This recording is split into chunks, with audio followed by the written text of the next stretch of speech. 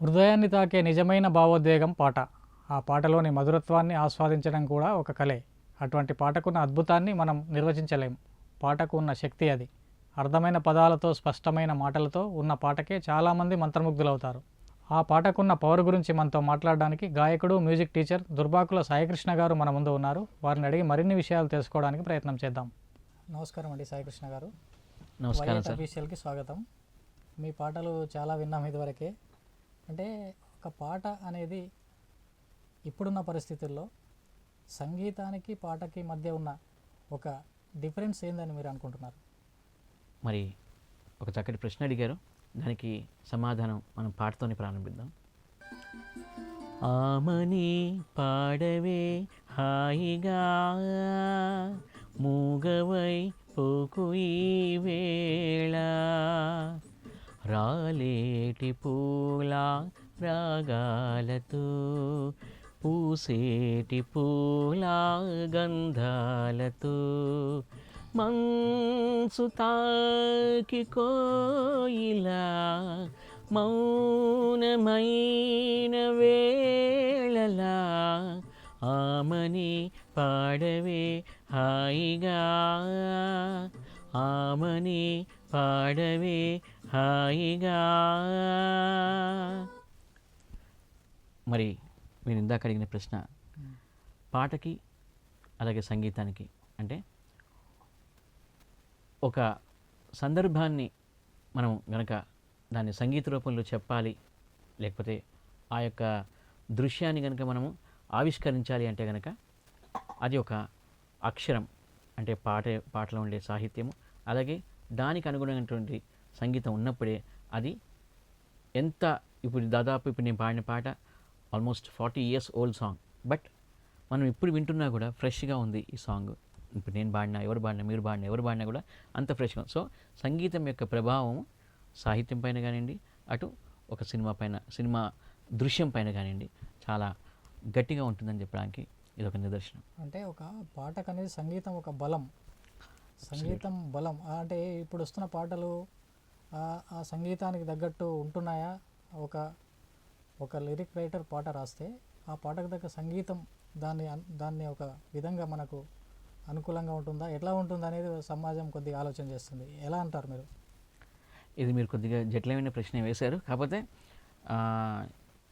ఇవన్నీ కూడా ఏంటంటే మనకి టైం టు టైం అన్నీ మారుతున్నాయి కాబట్టి, సో ఇప్పుడు మనకి మనం తీసుకుంటే మన ఘంటసాల గారి పాటలలో ఉండే సాహిత్యము కంటే కూడా మనకి దాని తర్వాత వచ్చిన గాయకులు పాడే పాటలు ఆ సినిమాల్లో తగ్గట్టుగా, ఎందుకంటే అప్పుడు ఆ ఘంటసాల గారి పాటలు ఆ టైంలో ఉన్నప్పుడు అప్పుడుండే హీరోలు వాళ్ళ యొక్క మూమెంట్స్ని బట్టి వాళ్ళ యొక్క పాటలవి అంటే ఆ ట్రెండ్ని బట్టి అప్పుడు ఉండేటువంటి ట్రెండ్ని బట్టి అప్పుడు పాటలు రాశారు. ఇప్పుడు ట్రెండ్ మారి ఇప్పుడు దాని తర్వాత మారింది. చిరంజీవి గారు కానివ్వండి, నాగార్జున గారు, వాళ్ళందరూ ఇంకొంచెం మోడర్నైజ్డ్గా ఉండడం వల్ల కొన్ని పాటలు, ఎందుకంటే మీరు సాధారణంగా గమనించుంటారు ఆ ఘంటసాల గారి పాటలు టైంలో మనకి జనరల్గా ఇంగ్లీష్ పదాలు ఎక్కువ ఉండేవి కాదు. ఇప్పుడు దాని తర్వాత వచ్చిన నాగార్జున గారి పాటలు కానివ్వండి, చిరంజీవి గారి పాటలు కొన్ని హిందీ పదాలు, అన్ని భాషల పదాలు, ఎందుకంటే ఏవైతే క్యాచీగా ఉంటాయో ఆ క్యాచీ వర్డ్స్ అన్నీ కూడా ఆ పాటలో ఇంక్లూడ్ చేయడం జరిగింది. సో అట్లా ట్రాన్స్ఫర్మేషన్ జరుగుతూ ఇప్పుడు ఏంటంటే ఇప్పుడు టోటల్గా కొంచెం వెస్టర్నైజ్డ్గా మనకి మూవ్ అయిపోయి ఈవెన్ మన తెలుగు పాటలు కూడా కొంచెం ఆ వెస్టర్నైజ్డ్ టచ్లో మన తెలుగు పాటలో ఉండే సాహిత్యాన్ని కూడా వెస్టర్నైజ్ టచ్లో వస్తున్నాయి. ఏది తప్పు కాదండి, అన్నీ కూడా వినేవాళ్ళు ఉన్నంత వరకు అన్నీ కరెక్ట్. ఓకే, ఆస్వాదించే జనాలు ఓకే. ఆ పాత మధురం ఆ పాట కాదు, ఆ పాత మధురం అంటారు. అంటే ఆ పాత పాటలో ఉన్న ఒక మధురమైన శ్రావ్యమైన సంగీతం అండ్ ఆ పాటకున్న సాహిత్యం విలువలు కొద్దిగా మనకు అప్పటి ట్రెండ్కి అవసరం ఉండే. ఈ ట్రెండ్కి కూడా మనకు అటువంటి పాటలు ఈ సమాజంలో ఇప్పుడు మళ్ళీ వస్తున్నాయి, ఇంకా రాబోతున్నాయి కూడా. అంటే కొద్దిగా తగ్గిన మాట వాస్తవం, కానీ ఆ సంస్కృతి కొనసాగుతుందా? తప్పకుండా అండి. ఎందుకంటే దీనికి మీకు ఎగ్జాంపుల్ చెప్తాను. ఇప్పుడు నేను నేను ఆల్ ఓవర్ ద వరల్డ్ నేను క్లాసెస్ చెప్తాను, మ్యూజిక్ క్లాసెస్ చెప్తాను. ఆ మ్యూజిక్ క్లాసెస్ చెప్పినప్పుడు అక్కడ నేను పాత పాటలు అంటే జస్ట్ మన సిరివెన్నెల, స్వాతి కిరణం అట్లాంటి పాటలు తీసుకొని సాహిత్యంగా బాగా బలంగా ఉండేటువంటి పాటలు తీసుకొని నేను వాళ్ళకి చెప్తున్నప్పుడు ఆ పిల్లలు వాటిని ఎంజాయ్ చేస్తూ వాటిని పాడే విధానం కానీ వాళ్ళకి నేను వినిపించినప్పుడు ఆడియో మళ్ళీ ఒరిజినల్ ఆడియో వినిపించినప్పుడు కూడా వాళ్ళు ఎంతో దాన్ని ఎంజాయ్ చేస్తూ వింటున్నారు. అంటే సంగీతానికి సాహిత్యానికి ఈ జనరేషన్ అంటే దాదాపు ఆ పాటలు వచ్చి ఒక 40 years అయిపోయినా కూడా ఇప్పుడు జనరేషన్ పిల్లలు కూడా దాన్ని ఎంజాయ్ చేయగలుగుతున్నారు. అటువంటి పాట ఏమైనా ఉందంటారా ఇప్పుడు? డెఫినెట్గా ఉందండి. ఇప్పుడు మీకు ఎందుకంటే మీకు చెప్పాలని ఎగ్జాంపుల్ ఆ పాత మధురం అన్నాను కదా నేను, ఆ పాత మధురం ఒకటేదాన్ని. ప్రాగ్ధిసవీణియ పైన దినకరమయూఖ తంత్రుల పైన జాగృత విహంగతతులే వినీల గగనపు వేదిక పైన. ఈ పాట ఓకే ఓకే. ఈ పాట దాదాపు 40-45 years బ్యాక్. నేను దాదాపు చిన్నగా ఉన్నప్పుడు పాటలు. బట్ స్టిల్ ఈ పాట ఈరోజు ఒక పిల్లగాడికి నేర్పించినప్పుడు వాళ్ళ స్కూల్లో పాడినప్పుడు వాళ్ళకి ఎంత మంచి ఒక ప్రైజ్ రావడం కానివ్వండి, వాళ్ళకి అప్లాజ్ రావడం కానివ్వండి. ఈవెన్ మనం చూస్తున్నామండి, మనకి ఈటీవీలో మనకు వచ్చే కొన్ని రియాలిటీ షోస్లో వచ్చే పిల్లలు కూడా చాలా అట్లాంటి పాటలే ఎంచుకొని వాళ్ళు ఎంతో మంచి పేరు గడించి తర్వాత వాళ్ళు కెరియర్ కూడా బిల్డప్ చేసుకుంటున్నారు. సో ఇట్స్ ఆల్వేస్ మన పాత పాటలు తీసుకొని మనం గనక మనం పాడుకుంటే మనకి సంగీతపరంగా మంచి డెప్త్ ఉన్నటువంటి ఉండే అవకాశం ఉంటుంది మనకి. అంటే ఆ పదాలు, ఆ సాహిత్యం ఎందుకంటే పదానికి తగ్గటువంటి సంగీతం మాత్రమే ఇచ్చేవాళ్ళు. ఎక్కడ అక్షరాన్ని మ్యూజిక్ డామినేట్ చేసేది కాదు, అలాగని చెప్పి మ్యూజిక్ని డౌన్ చేసే అక్షరం ఉండేది కాదు. దానికి అది ఒక నిజంగా చెప్పాలంటే అట్లా అలా ఒక కాంబినేషన్లో రావడం అనేది ఆ టైం దాన్ని అందుకనే కదా గోల్డెన్ టైం అంటారు, ఆ గోల్డెన్ ఎరా అని చెప్పి. సో అవి అన్నీ అలా వచ్చినాయి, ఇప్పుడు కూడా వస్తున్నాయండి, ఇప్పుడు లేవని కాదు. ఇప్పుడు కూడా మంచి మంచి పాటలు కొన్నిసార్లు అట్లా అంటే ఇవన్నీ కూడా ఎట్లా ఉంటాయండి, మనకి సినిమాలో చూసుకుంటే ఎట్లా అంటే ఆ సిచ్యుయేషన్ తగ్గట్టుగా ఒక్కొక్కసారి వాళ్ళకి అంత మంచి పదం రాసినా కూడా ఒక్కొక్కసారి అది ఆదరణ పొందకపోవచ్చు. అట్లాంటి సిచ్యుయేషన్స్ ఉంటాయి. అంటే అటువంటి పాటలు ఒక పాటకు పల్లవి అనుపల్లవి అనేది అది ఒక పాట రేంజ్ను క్రియేట్ చేస్తాయి. అటువంటి పాట ఇప్పుడున్న సాహిత్యంలో మనం చూడగలుగుతామా? ఇప్పుడున్న సాహిత్యంలో ఉన్నాయండి. అంటే ఇప్పుడు మీకు పల్లవి అనుపల్లవి అన్నారు కదా, ఇప్పుడు మనకి ఒక పాట మనం వినాలి అన్నా, ఆసక్తి కలగాలన్నా, అంటే దాన్ని ముందరగా ఒక 5 నిమిషాల పాట అనుకోండి, మనకు ఫస్ట్ 1.5 minute వచ్చేది పల్లవి అనుపల్లవి. ఆ పల్లవి అనుపల్లవి కనుక బాగుంటే అటు సాహిత్యం కానివ్వండి, సంగీతం కానివ్వండి, వాళ్ళకి నెక్స్ట్ చరణం వినడానికి ఆసక్తి వాళ్ళకి కలుగుతుంది వినే వాళ్ళకి. సో మీరు అన్నట్టుగా పల్లవి అనుపల్లవి ఒక పాట యొక్క ఏమంటారు దాన్ని, ట్రావెల్ అంటే అది దాని యొక్క షెల్ఫ్ లైఫ్ని, అంటే ఎన్ని ఏళ్ళు ఇప్పుడు ఇందాక నేను పాడిన పాట ఉంది ఆమెని పాడేవి, అది పల్లవి బాగుంది అనుపల్లవి బాగుంది కాబట్టి మనం చరణం వినాలని చెప్పి ఆసక్తి కలుగుతుంది. సో అది దాని యొక్క ప్రభావం. అటువంటి పాట ఒకటి డివోషనల్ సాంగ్ ఏమన్నా వినిపిస్తారా? డివోషనల్ సాంగ్, ఆధ్యాత్మికమైన పాట ఒకటి ఏమన్నా? చాలా ఉన్నాయండి మనకి. ఇప్పుడు చూసుకుంటే చాలదా ఈ జన్మ చాలదా, శివ కీర్తన చేయ ఈ జన్మ చాలదా, కైలాసవాసుని గళమెత్తి కీర్తింప, కైలాసవాసుని గళమెత్తి కీర్తింప ఈ జన్మ చాలదా, ఈ జన్మ చాలదా, ఈ జన్మ చాలదా, చాలదా ఈ జన్మ చాలదా, శివ కీర్తన జయ ఈ జన్మ చాలదా. ఇలా అంటే ఇటువంటి పాటలు వింటే ఎవరికైనా ఒక మనసు ఉప్పొంగుతుంది. అటువంటి పాటలు మనకు ఈ సొసైటీలో అందరూ పాడుకునే విధంగా సరళమైన పదాలతో కూడిన పాటలు, అటువంటి పదాలతో కూడిన ఒక పాట ఏమన్నా మళ్ళీ ఒకసారి మీ నోటి ద్వారా వినిపిస్తారా? మీరు అడిగారు కాబట్టి మనకి జనరల్గా సరళమైన పదాలు అంటే కనుక ఈ మనకి స్కూల్స్లో కాలేజెస్లో పిల్లలు మాట్లాడుకునే మాటలు, కాలేజ్ పిల్లలు ట్రెండీగా మాట్లాడుకునే మాటలు, అట్లాంటి పాటలు మనకి దాన్ని మనం వాళ్ళు ఇట్లా డిస్కస్ చేసుకుంటున్నప్పుడు ఎట్లాంటి పాట వస్తుంది అనే దానికి ఇళయరాజా గారు ఒక మంచి పాట చేశారు. ఆ పాటని ఇప్పుడు మనం విందాం. బొటనీ పాఠం ఉంది, మ్యాటనీ ఆట ఉంది, దేనికో ఓటు చెప్పరా, హిస్టరీ లెక్చర్ ఉంది, మిస్టరీ పిక్చర్ ఉంది, సోదరా ఏది బెస్టురా, బొటనీ క్లాస్ అంటే బోరు బోరు, హిస్టరీ రొస్ట్ కన్నె రెస్ట్ మేలు, పాటలు ఫైటులున్న ఫిల్మ్ చూడు, బ్రేకులు డిస్కోలు చూపుతారు, జగడ జగడ జగడ జగడ జామ్, జగడ జగడ జగడ జగడ జామ్. ఇట్లాంటి పాటలు అంటే కామన్గా సరళమైన పదాలతో మళ్ళీ మనకి ఇది మరి ఈ పాట తీసుకున్నా కూడా మీరు ఇది ఒక మళ్ళీ 40 years back song, but still ఆ టైంలో కూడా ఎంత ట్రెండీగా ఉండాలి, దాంట్లో ఎంత సంగీతం ఉండాలి అని వాళ్ళు క్యాల్కులేట్ చేసి చాలా వెరీ వెరీ కంపోజర్ సాంగ్ ఇవి. ఇప్పటికి కూడా వింటున్నా, ఇప్పుడు కాలేజ్ స్టూడెంట్స్ కూడా పాడుకోవచ్చు. అంటే ఇప్పుడున్న పాట అనేది ఒక సినిమా అనేది విస్తృత ప్రసార సాధనం ఇప్పుడు.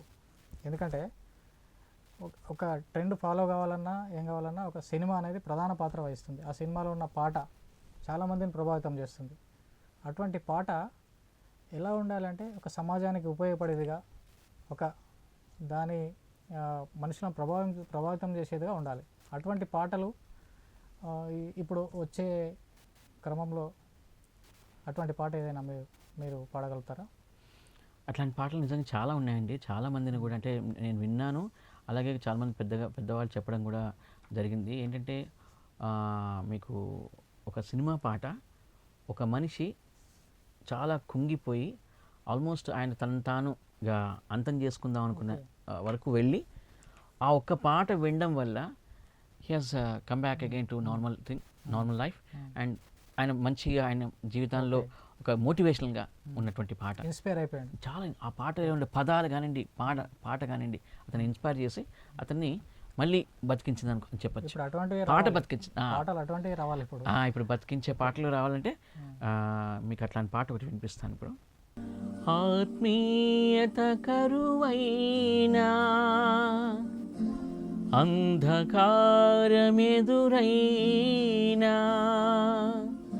బ్రతకడమే బరువైనా, స్థితిగతులవి ఏవైనా,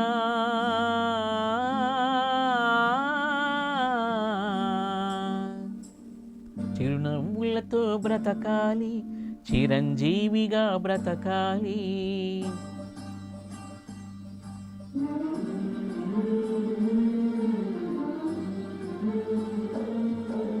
చిరునవ్వులతో బ్రతకాలి, చిరంజీవిగా బ్రతకాలి, చిరునవ్వులతో బ్రతకాలి, చిరంజీవిగా బ్రతకాలి, చిరునవ్వులతో బ్రతకాలి, చిరంజీవిగా బ్రతకాలి. ఆనందాలను అన్వేషిస్తూ అందరి కోసం బ్రతకాలి, అందరినీ బ్రతికించాలి, చిరునవ్వులతో బ్రతకాలి, చిరంజీవిగా బ్రతకాలి. ఈ చరణం ఎంత బ్రహ్మాండంగా ఉంటుందంటే, ఈ చరణం ఇన్స్పైరింగ్.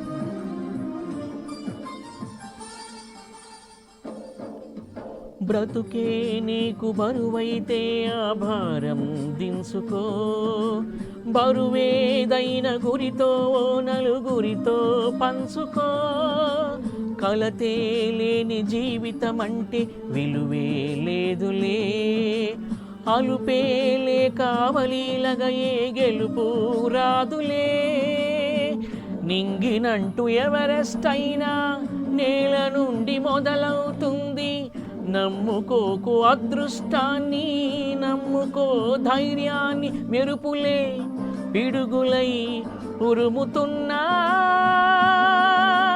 ఉరకలు వేసే కిరణం జీవితం, చిరునవ్వులతో బ్రతకాలి, చిరుదివ్వెలుగా వెలగాలి, చిరునవ్వులతో బ్రతకాలి, చిరుదివ్వెలుగా వెలగాలి, లోకం నిండిన శోకం తుడిచి వేకువలా ఉదయించాలి, వెన్నెలలే కురిపించాలి, చిరునవ్వులతో బ్రతకాలి, చిరంజీవిగా బ్రతకాలి. అంటే ఇందాక మీరు అన్నారు, అంటే ఒక పాట మనిషిని ప్రభావితం చేస్తుంది, అంటే పోయే ప్రాణాన్ని బతికిస్తుంది. ఆ పాటకు అంత శక్తి ఉంది.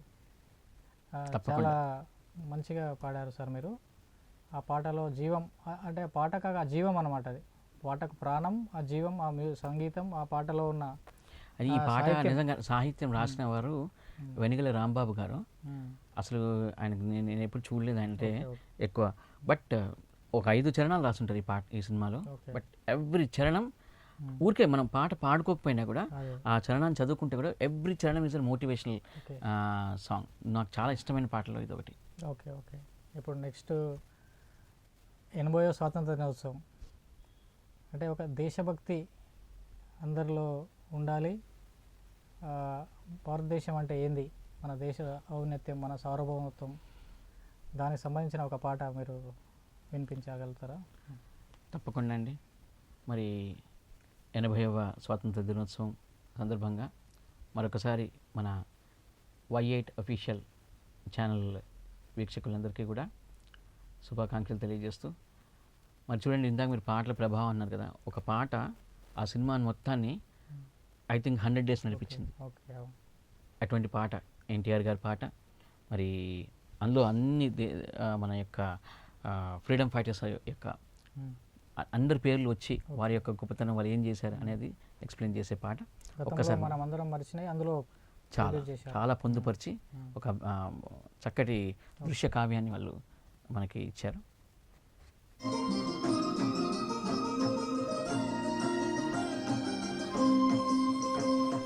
పుణ్యభూమి నా దేశం నమో నమామి,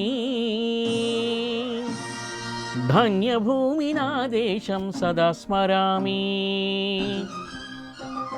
పుణ్యభూమి నా దేశం నమో నమామి, ధన్యభూమి నా దేశం సదా స్మరామి. నన్ను గన్న నా దేశం నమో నమామి, అన్నపూర్ణ నా దేశం సదా స్మరామి.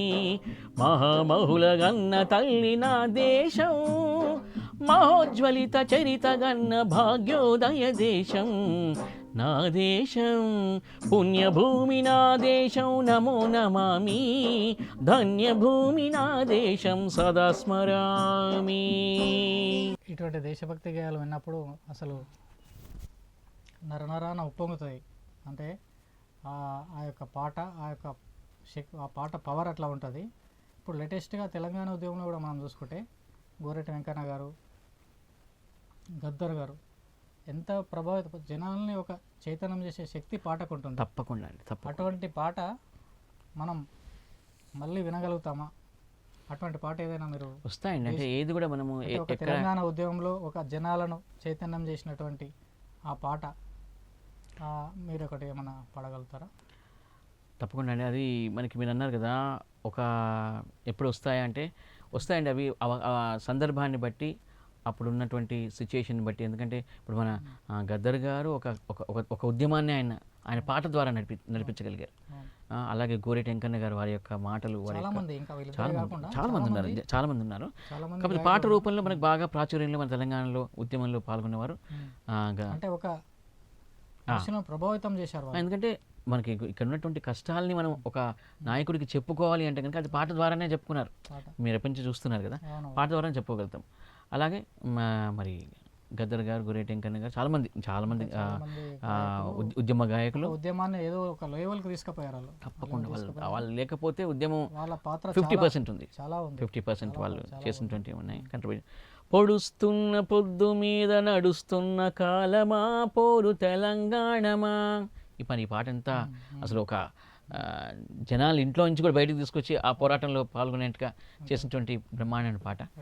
మరి వాళ్ళందరికీ కూడా ఈ యొక్క 80వ స్వాతంత్ర దినోత్సవం సందర్భంగా అటువంటి మహాయోధులకి మనం నివాళులు అర్పించుకుంటూ, మరి ఇటువంటి చక్కటి అవకాశాన్ని మీ Y8 అఫీషియల్స్ ద్వారా నాకు కాసేపు నా పాటలు పాడుకునే అవకాశం ఇచ్చిన మీకు, అలాగే అందరి యాజమాన్యం మొత్తానికి కూడా ధన్యవాదాలు తెలియజేసుకుంటూ, థ్యాంక్ యూ సార్. అందరికీ కూడా నమస్కారం. మేము ఆ స్టూడియోకి వచ్చి మీ యొక్క మధురమైన పాటలు మాకు వినిపించి మాకు కూడా అంటే ఒక చైతన్యాన్ని కలిగించినందుకు మీకు హృదయపూర్వక నమస్కారం. Thank you sir. Okay, thank you.